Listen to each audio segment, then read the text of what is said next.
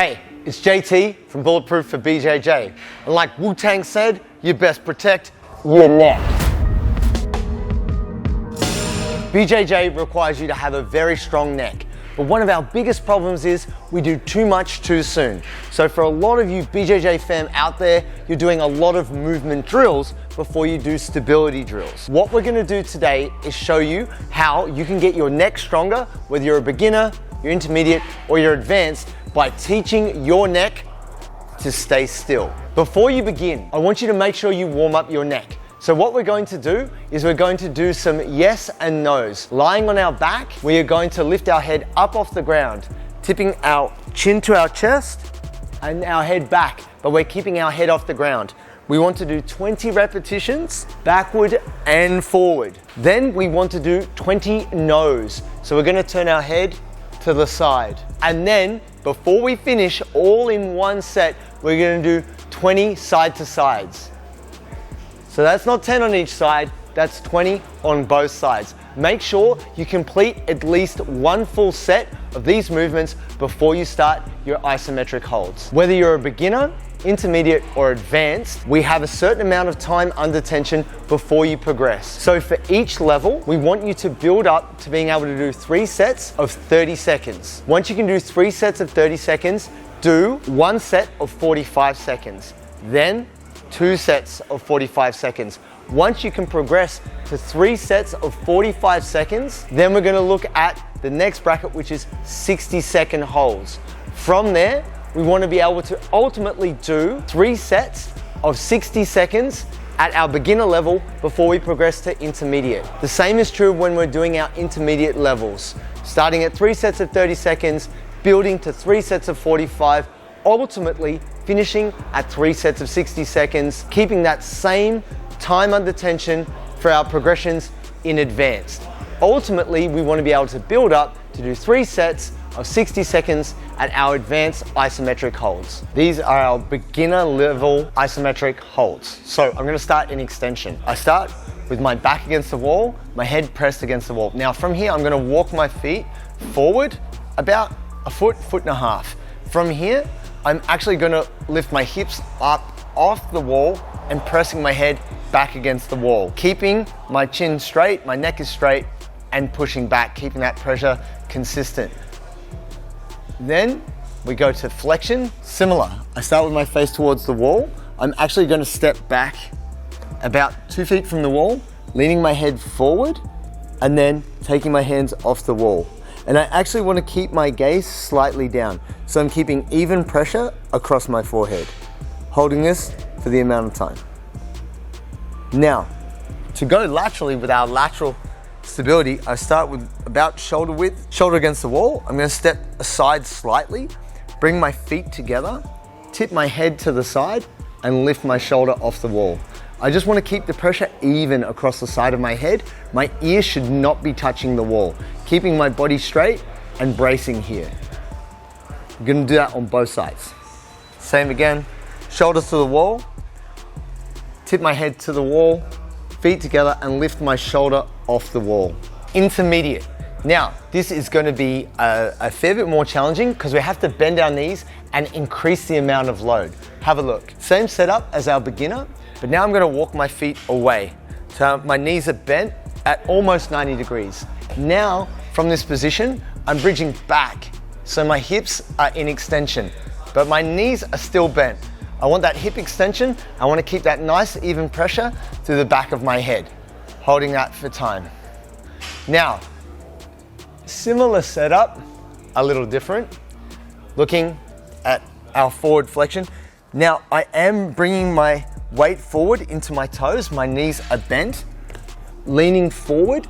And now I want to position myself so I have that pressure even and then lifting my hips back. But I'm still keeping my knees bent. If this is too much, you can take a little bit of pressure with the hands, but ideally from here, keeping our gaze 45 and down, even pressure through the forehead. Now, intermediate for our lateral stability is going to require a little bit of adjustment. So from here, I'm going to step out a little bit wider and I'm actually going to take my inside leg behind me. So I'm going to go down into a little bit of this Little position here, looks like a dragon tail squat. And from here, my head on the side. Now the key thing here is to make sure that when we take our weight, that we have our spine straight.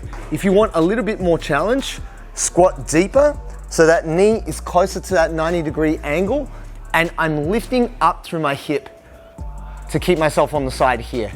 Even weight distribution to the side of the head, your ear should not be touching the wall. On the other side,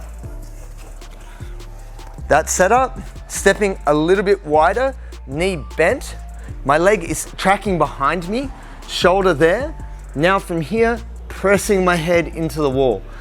Now, like I said before, if you need, squat a little bit deeper, get that knee closer to 90 and tipping out from there. Make sure that you're keeping your spine straight in this position and hold for time. Advanced level progression.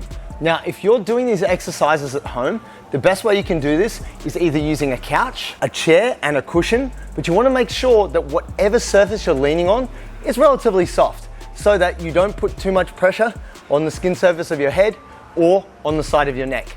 Have a look at this. So for extension, I'm using our box with the sandbag. From here, I'm leaning back, making sure that my head is supported, my neck is not actually in contact. And from here, I'm bridging up, good squeeze in the hips. I'm not hyperextended, I'm nice and straight and keeping that tension even.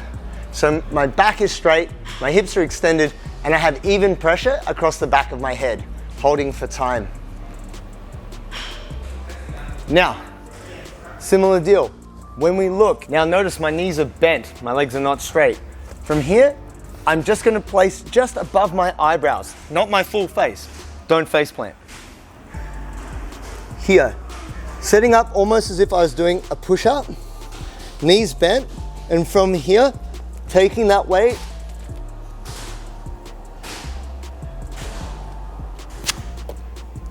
just like that, holding for time. It's quite hard to talk in that position. Now, lateral stability. This is a little bit different, guys, because we're actually gonna shorten up the lever there. Because we're lower to the ground, gravity is acting on us more, so this is actually more advanced. So from here, what I'm going to do is actually set myself up as if I was doing a side plank. My knees are bent, but my torso and my thighs are in line. So my hips are in extension. Leaning my head to the side. If you have a cushion, it's okay for your ear to be in contact, but if you're just using a seat, you don't really want it to be. From here, I'm doing like a lateral plank, extending my hips and just crossing over to the side, making sure that my obliques and hips are engaged and that tension is even through my neck on my side. Just like that, holding for time. Then to the other side, setting up, knees are bent, head to the side, hip up, hips in extension, maintaining my lateral position.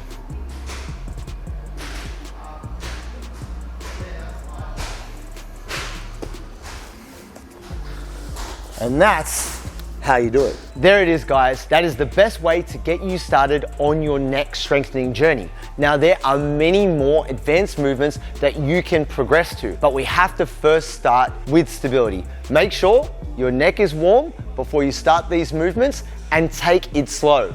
Do not rush. If you don't feel you're ready to progress to the next set of movements, that's totally fine. Take your time, build up your sets.